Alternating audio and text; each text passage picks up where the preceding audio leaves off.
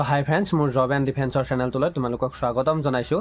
আৰু তোমালোকে নিশ্চয় গম পাইছা যে আমাৰ SSCৰ ফালৰ পৰা আকৌ নতুন ভেকেঞ্চি উলিয়াই দিছে। আৰু কি ভেকেঞ্চি, কিদৰে এপ্লাই কৰিব লাগিব, সুবিধা কি কি আছে, লগতে আমাৰ পোষ্ট কিমান আছে আৰু হাইট কিমান, চেষ্ট কিমান, সকলোখিনি ক'ম। গতিকে তোমালোকে জব এণ্ড ডিফেন্সৰ লগত জড়িত হৈ থাকা আৰু ভিডিঅ'টো স্কিপ নকৰাকৈ লাষ্টলৈকে চাই থকা। আৰু মই এতিয়া তোমালোকক সেই ডাটাখিনি দি দিওঁ, কিহৰ ভেকেঞ্চি ওলাইছে, কি কথা কি বতৰা। আমাৰ SSCৰ ফালৰ পৰা MTS মাল্টিটাস্কিং ষ্টাফৰ নতুনকৈ ভেকেঞ্চি আহিছে। আৰু মই ইয়াতে কৈ দিওঁ, যিসকলে SSC GDৰ এক্সাম অলৰেডি বেয়া হৈছে বা তোমালোকে নেক্সটটোৰ লগত লাগিছা যদিও আকৌ তোমালোকৰ বাবে SSCৰ ফালৰ পৰা বা চেণ্ট্ৰেল ডিফেন্সৰ ফালৰ পৰা এটা খুবেই ভাল ভেকেঞ্চি আহিছে। আৰু মই ভাল বুলিয়ে কওঁ। আৰু ইয়াত তোমাৰ যোৱাকালিৰ পৰা মানে আমাৰ 27 তাৰিখৰ পৰা এপ্লাই ডেট ষ্টাৰ্ট হৈ গৈছে। আৰু এতিয়া তোমালোকে এপ্লাই ক'ত কৰিব লাগিব, ভেকেঞ্চি কিমান আছে, তো তাৰ ওপৰত মই কিছু কথা কৈ দিওঁ। প্ৰথম কথাটো হ'ল, এপ্লাই ডেট তোমালোকৰ 27 তাৰিখৰ পৰা এপ্লাই হৈ গৈছে, আৰম্ভ হৈ গৈছে। আৰু এতিয়া লাষ্ট ডেট মানে এপ্লাই লাষ্ট ডেট হ'ব 31/7 মানে 31 তাৰিখ আৰু জুলাইলৈকে থাকিব। মানে প্ৰায় এমাহেই তোমালোকক দিছে। তাৰপিছত তোমালোকৰ যিটো last date and time for making online fees payment 1/8/2024 থাকিব। 1/8/2024 থাকিব তোমালোকৰ পে'মেণ্ট যিটো ডাফ কাটা মানে ডেট। তাৰপিছত তোমালোকৰ এইটো যদি ভেকেঞ্চিৰ কথা কওঁ, তো তেতিয়াহ'লে ইয়াত তোমালোকৰ অনলি মেট্ৰিক পাছৰ লাগিব আৰু ইয়াত তোমালোকৰ কোনো বেছিকৈ যোগ্যতা নালাগে। আৰু তোমালোকৰ ইয়াত টোটেল ভেকেঞ্চি যদি মই কথা কওঁ, MTSত আছে তোমালোকৰ 4,887টা পোষ্ট MTSত। আৰু হাৱালদাৰ ইন CBIC এণ্ড CBNত আছে 3,439টা পোষ্ট। আৰু আমি যদি টোটেল ভেকেঞ্চিৰ কথা ক'বলৈ যাওঁ, তেতিয়াহ'লে 8,326টা পোষ্ট আমাৰ আহিছে। যথেষ্ট ভাল পোষ্ট বুলিয়ে ক'ব লাগিব, কাৰণ MTSত আগৰ পৰাই তেনেকৈ ইমান পোষ্ট নাহে। কিন্তু ইয়াত এটা কথা খুবেই ভাল বুলি কওঁ মই, যিহেতুকৈ ইয়াত আমাৰ টেণ্টেটিভ ভেকেঞ্চি বুলি লিখি থৈ দিছে। আৰু মই তোমালোকক আগতে কৈছোঁ, আমাৰ SSC GDৰ হওক বা SSCৰ আমাৰ যিকোনো এটা এক্সামৰ বাবেই হওক, তেওঁলোকে কি কৰে, কিবা এখন নটিফিকেশ্যন উলিয়ালে বা নতুনকৈ পোষ্ট আহিলে বা এপ্লাই ডেট হওক, তেওঁলোকে টেণ্টেটিভ বুলি লিখি থৈ দিয়ে। কাৰণ কিয়নো হয়তো ডেটটো পিছুৱাবও পাৰে বা আগুৱাবও পাৰে, বা ভেকেঞ্চি বাঢ়িবও পাৰে বা কমিবও পাৰে। কমা দেখা নাযায়, কিন্তু বঢ়া দেখা যায়। গতিকে টেণ্টেটিভ বুলি লিখি থৈ দিছে। এতিয়া কথা হ'ল, তোমালোকৰ এজ ৰিলেক্সেশ্যনৰ যদি মই কথা কওঁ, SC STৰ বাবে তেওঁলোকে 5 years ৰিলেক্সেশ্যন দিছে। OBCৰ বাবে 3 years। তাৰপিছত তোমালোকৰ এক্স ছাৰ্ভিচমেনৰ বাবে 3 years। তাৰপিছত ইয়াত PWBD SC STৰ বাবে 15 years, PWBD OBCৰ বাবে 13 years। তো এইকেইটা আমাৰ প্ৰয়োজন নাই, যিকেইটা আমাৰ SC ST OBC, তো সেইকেইটা আমাৰ বেছি গুৰুত্বপূৰ্ণ। তাৰপিছত যদি মই কথা ক'বলৈ যাওঁ তোমালোকক, মই ইয়াৰ ফিজিকেলৰ ওপৰত কৈ দিওঁ। প্ৰথমতে হ'ল ফিজিকেলৰ আগত মই ইয়াৰ কুৱেশ্যনৰ আধাৰত কথা কৈ দিওঁ। ইয়াত আমাৰ টোটেল 4টা বিষয় দেখা যাব। তাৰপিছত ইয়াত থাকিব নিউমেৰিকেল এণ্ড মেথামেটিকেল এবিলিটি, ৰিজনিং, আৰু তাৰপিছত জেনেৰেল এৱাৰনেছ আৰু ইংলিছ লেংগুৱেজ, মানে ইংলিছত গ্ৰামাৰ থাকিব।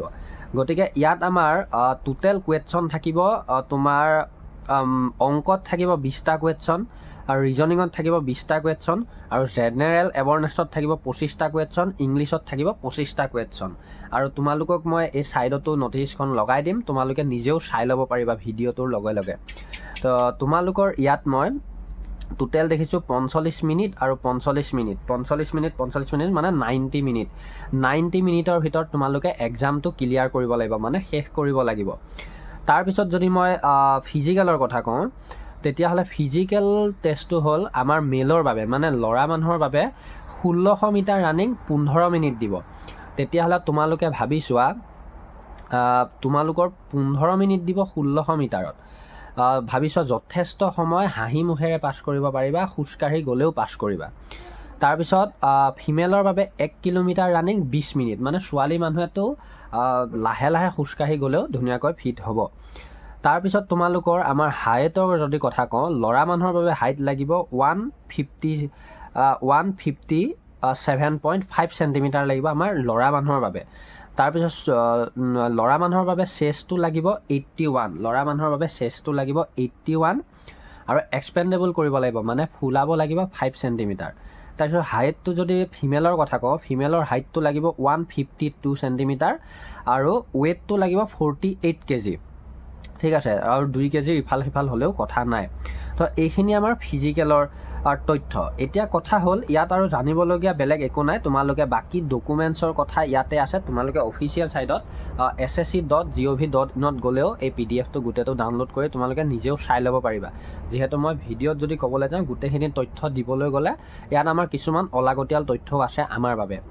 আৰু আধাৰ কাৰ্ড, ভোটাৰ ID এইবিলাক লাগিবই। কথা হ'ল এতিয়া ইয়াৰ মেইন ইম্পৰ্টেণ্ট যদি মই টপিকটোৰ কথা ক'বলৈ যাওঁ, তেতিয়াহ'লে যিহেতু তোমালোকে অলৰেডি গম পাইছা বা মই আগতো কৈ আছোঁ, যিসকলে জব এণ্ড ডিফেন্সৰ লগত জড়িত হৈ আছে তেওঁলোকে প্ৰায়ে জানিব যে আমাৰ যিটো আগৰ ৱেবছাইট আছিল ssc.nic.in, আমাৰ এতিয়া সেই ৱেবছাইটটোৰ লগত কোনো মানে ৰিলেশ্যন নাই। এতিয়া আমি যদি কিবা এপ্লাই কৰিব লাগে বা ৰেজিষ্ট্ৰেশ্যন কৰিব লাগে তেতিয়াহ'লে ssc.gov.in ৰেজিষ্ট্ৰেশ্যন কৰি ল'ব লাগিব। আৰু এইটো তোমালোকে যেতিয়া ক্ৰোম ব্ৰাউজাৰত যাবা বা যিকোনো এটা ব্ৰাউজাৰত যাবা, তোমালোকে চাৰ্চ কৰি দিবা ssc.gov.in আৰু তাত যোৱাৰ লগে লগে আমাৰ যিটো অফিচিয়েল ছাইট ওপৰতে আহি যাব। আৰু আহি যোৱাৰ লগে লগে তাত ক্লিক কৰি তোমালোকে অফিচিয়েল ছাইটটোত সোমাই যাবা। আৰু সোমাই যোৱাৰ লগে লগে তোমালোকে তাতে কৰ্নাৰত চাবা যে OTR মানে ওৱান টাইম ৰেজিষ্ট্ৰেশ্যন, আৰু তাতে তোমালোকে কৰি ল'ব লাগিব ওৱান টাইম ৰেজিষ্ট্ৰেশ্যন। আৰু এই ওৱান টাইম ৰেজিষ্ট্ৰেশ্যনটো যে কৰিবা সেইটো তোমালোকে লাইটলি নল'বা, মানে সহজে নল'বা, কাৰণ সেইটো ওৱান টাইম ৰেজিষ্ট্ৰেশ্যন। তোমালোকে তাত যথেষ্টখিনি বস্তু বা তোমালোকে ডাটা ভৰাবলগীয়া হ'ব। তোমালোকৰ এডুকেশ্যন ডাটা, তোমালোকৰ দেউতা মাৰ নাম হওক বা বিভিন্ন তথ্য তোমালোকে তাত ভৰাব লগা হ'ব, Aadhaar number, mobile number, email address. গতিকে সেই বস্তুখিনি তোমালোকে যাতে কাৰেক্টলি বা শুদ্ধকৈ ভৰাই লোৱা তাৰ ওপৰত গুৰুত্ব দিবা। আৰু ওৱান টাইম ৰেজিষ্ট্ৰেশ্যনৰ নামটোৱে হ'ল সেইটো। এবাৰ যদি তোমালোকে কাৰেক্টলি ৰেজিষ্ট্ৰেশ্যনটো কৰা তেতিয়াহ'লে তোমালোকে SSCৰ আণ্ডাৰত যিকোনো পোষ্ট হওক, দিল্লী পুলিচ হওক, MTS হওক বা তোমালোকৰ CGL, CHSL, SSC যিয়ে নহওক, তোমালোকে এপ্লাই টাইমত আৰু সেই ৰেজিষ্ট্ৰেশ্যনটো চাই থাকিবলৈ প্ৰয়োজন নাই, ডাইৰেক্ট এপ্লাই কৰিব পাৰিবা। আৰু আধা ডাটা তেওঁলোকে দিয়ে দিব, তেতিয়া তোমালোকে জাষ্ট কিছুমান ডাটাহে ভৰাব লাগিব। গতিকে এবাৰ এপ্লাই কৰোঁতে তোমালোকে ভালকৈ চালি জাৰি কৰি ল'বা। মোবাইল নাম্বাৰটো যিটো দিবা, যেতিয়ালৈকে তোমালোকৰ জব হৈ নাযায়, যিকোনো জব মানে SSCৰ আণ্ডাৰত, তেতিয়ালৈকে হেৰাবলৈ চেষ্টা নকৰিবা বা সেই ইমেইল এড্ৰেছটো সযতনে ৰাখিবা। আৰু সকলোতকৈ গুৰুত্বপূৰ্ণ যদি মই কথাটো কৈ দিওঁ, সেইটো হ'ল তোমালোকৰ যিটো পাছপৰ্ট আছে। তোমালোকে এতিয়া নিজে যেতিয়া এপ্লাই যদি কৰিবলৈ যোৱা মোবাইলত, তেতিয়াহ'লে তোমালোকে যিটো ইমেইল এড্ৰেছ হওক বা যিটো পাছপৰ্ট হওক, ষ্ট্ৰং পাছপৰ্ট দিবা, যাতে কোনো হেক কৰিব নোৱাৰে বা কোনো এটা প্ৰব্লেম নহয়। কিন্তু সেই পাছপৰ্টটো লগে লগে তাত ভৰাই স্ক্ৰীনশ্বট লৈ তোমালোকে এটা ছেফ জেগাত থৈ দিবা, নহ'লেতো বহীত লিখি থৈ দিবা, কাৰণ পাহৰি যাতে নোযোৱা বা পিছত সেই বস্তুখিনি তোমালোকৰ লাগতিয়াল হ'লে যাতে হেৰাই নাযায় বা অসুবিধাৰ সৃষ্টি নহয়। গতিকে এইখিনি কথা তোমালোকে ধ্যানত ৰাখি পেলাই কামটো কৰিবা। আৰু লগতে এতিয়া যদি এইটো ভালদৰে এপ্লাই কৰা তেতিয়াহ'লে আগন্তুক আকৌ আমাৰ 27 আগষ্টৰ পৰা যিহেতু SSC যদি এপ্লাই হ'ব, আকৌ তাতে কৰিলে হৈ গ'ল। গতিকে সেইখিনি আজি সৰুকৈ এটা ইনফৰ্মেশ্যন আছিলে তোমালোকক। MTSৰ লগতে মই কেইটামান গুৰুত্বপূৰ্ণ কথা বুজাই দিছোঁ। চ' SSC GDৰ ওপৰতো আমি আকৌ কথা পাতি যাম, লগতে SSCৰ নতুন নতুন কি ভেকেঞ্চি আহে তাৰ ওপৰতো কথা পাতি যাম। গতিকে আজিলৈ ধন্যবাদ জনাইছোঁ। আৰু মই এটা কথা ইয়াতে উল্লেখ কৰি দিওঁ, তোমালোকে যিহেতু বহুতেই মোক ইনষ্টাগ্ৰামৰ লিংক বিচাৰি আছিলা বা ইনষ্টাগ্ৰাম একাউণ্টৰ কথা কৈ আছিলা, চ' মই এই ভিডিঅ'টোতে কৈ দিওঁ, ইনষ্টাগ্ৰামৰ মই নতুনকৈ এটা একাউণ্ট খুলিছোঁ ইনষ্টাগ্ৰাম। তো মই ডিছক্ৰিপশ্যনত লিংক দি দিম, পাৰিলে তোমালোকে তাত গৈ ফ'ল' কৰি ল'বা।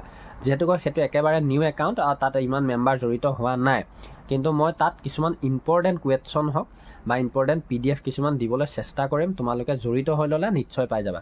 গতিকে আজিলৈ ধন্যবাদ।